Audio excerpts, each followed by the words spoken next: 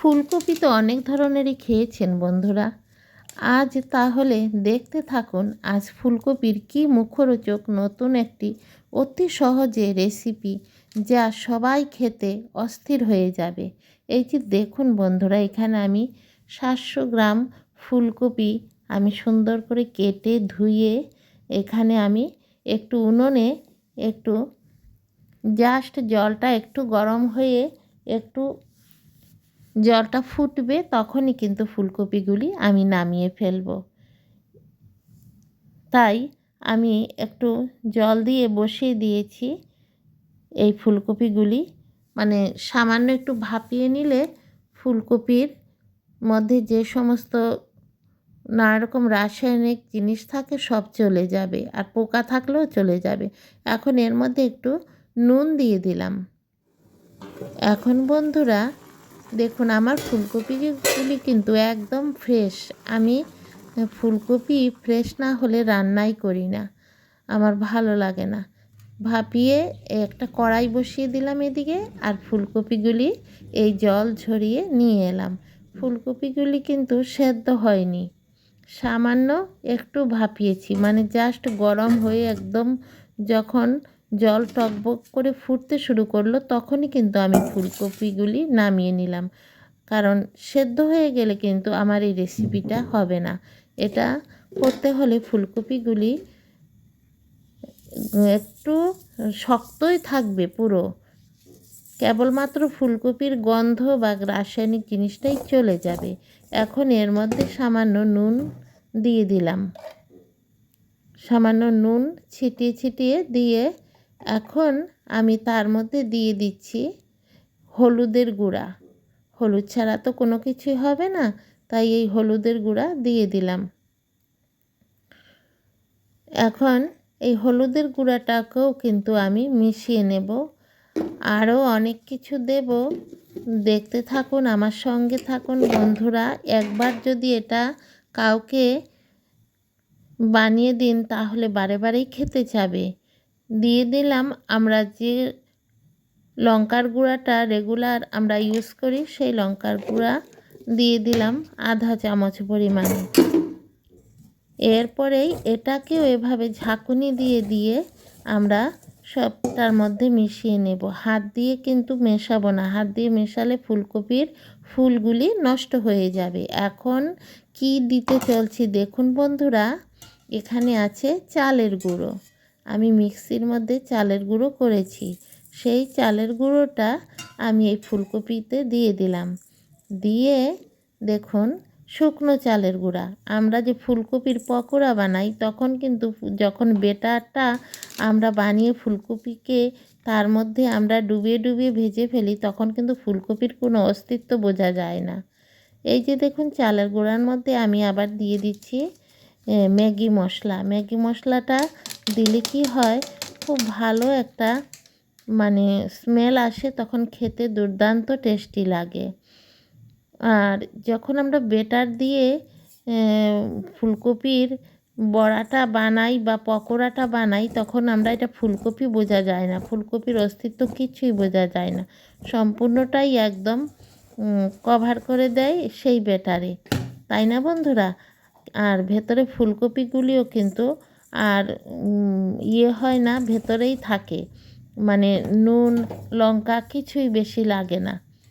তাই এটা কিন্তু অন্য ধরনের। এটার মধ্যে এই দেখুন, আমি উপর দিয়ে চালের গুঁড়ো দিয়ে দিচ্ছি তো, আর দিয়ে একটু পর পরে ঝাঁকুনি দিয়ে দিয়ে দিয়ে দিয়ে ফুলকপির মধ্যে সবগুলি একদম উপর দিয়ে একটা ফুলকপির এই চালের গুঁড়া দিয়ে সমস্তটাকে মেখে দিচ্ছি, এভাবে ঝাঁকুনি দিয়ে দিয়ে। আর যখন আমি এটা দিয়ে পকোড়া বানাবো তখন কিন্তু পরিষ্কার বোঝা যাবে এটা ফুলকপি, কিন্তু খেতে যে এত মুচমুচে হবে আর এত টেস্টি হবে, মানে দারুণ। ওই পকোড়াটাও তো খেয়েছেন, আমিও বানাই ওই রকম, কিন্তু এই পকোড়াটা খেয়ে দেখবেন, এটা খাওয়ার টেস্টটাই কিন্তু অন্য রকম। আর দেখতেও বোঝা যাবে যে এটা ফুলকপির পকোড়া। ফুলকপির ফুলগুলি একদমই পরিষ্কারভাবে বোঝা যাবে। কড়াই একটা বসিয়ে দিলাম, দেখুন এখানে আমি দিয়ে দিলাম রাইস ব্রেন অয়েল, যে কোনো সাদা তেলে এটা ফ্রাই করলেই হবে। এখন তেলটা একটু ভালো করে গরম করে নিতে হবে, তাই আগে থাকতে কড়াইটা বসিয়ে, তাহলে আর লাগবে না। এখন ফুলকপিগুলি এই একটা একটা করে দিয়ে দেব। দেখবেন ফ্রাই করার পরও ফুলকপি যেমন দেখছেন তেমনি আছে। এই রকম একটা সুন্দর লাগে দেখতে, মানে যাকে দেখতে সুন্দর লাগে তাকে খেতেও তো ভালো লাগে। আর এই পকোড়াটা দিয়ে আপনি যদি মুড়ি মাখা খান বা ডালের সঙ্গে খান বা বিকেলে চায়ের আসরে রাখেন, তাহলে কিন্তু খুবই টেস্টি লাগবে। যাকে খাওয়াবেন সেই আপনাকে অনেক প্রশংসা করবে এবং আপনার রান্নার প্রেমে পড়ে যাবে। তাই বন্ধুরা, এই যে দেখুন, আমি ফুলকপি ওইগুলি যখন আমি ফ্রাই করছিলাম, এগুলি আবার একটু একটু যেমন জল জল ভাব হয়ে গেছে। এখন এর মধ্যে আরও চালের গুঁড়া দিয়ে দেব। যতক্ষণ পর্যন্ত দেখা যাবে যে ভিজে ভাবটা থাকবে ততক্ষণই দেব। শুকনো করেই আমি ভাজতে দেব, ভিজে করে দেব না। ভিজে থাকলেই আমি চালের গুঁড়া দেব। এই দেখুন বন্ধুরা, এখানে আরও দিয়ে দিলাম, কি সুন্দর উপর দিয়ে একটা কোটিং ধরে গেল। এখন এই দেখুন, আর ফ্রাই করতে খুব তাড়াতাড়ি হয়ে যায় ফ্রাই।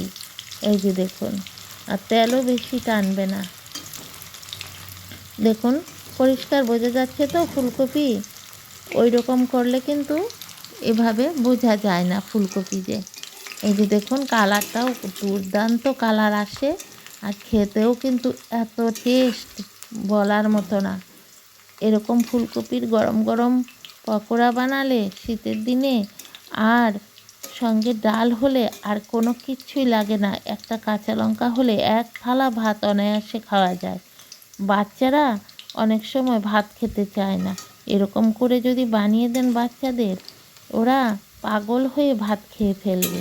বা মুড়ির সঙ্গে যদি এই ফুলকপির পকোড়াটা এভাবে করে নিন, তাহলে দেখবেন মুড়ির খেতে এত ভালো লাগবে, দুর্দান্ত টেস্টি লাগে। আর যদি বিকেলে চায়ের আড্ডায় কোনো কিছু যদি মুখরোচক না থাকে, তখন যদি এই ঝটপট এটা হয়ে যায়, মাত্র 5 মিনিটেই হয়ে যাবে। এটা যদি বানিয়ে নিন, তাহলে দেখবেন বিকেলের চা খাওয়াটা খুবই দুর্দান্ত টেস্টি লাগবে। এবং কোনো ঘরে অতিথি এলে অতিথিকেও যদি আপনি ডালের সাথে আপনি এভাবে যদি ফ্রাই করে দিন ফুলকপির পকোড়া, খেয়ে খুবই টেস্টি লাগবে।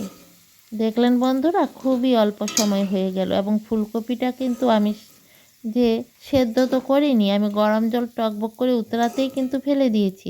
কিন্তু এই যে আধো আধো একটা সেদ্ধ হলো, আর সেই সেদ্ধর মধ্যেই আমি যে এই গরম গরম অবস্থায় কিন্তু আমি ফ্রাই করলাম।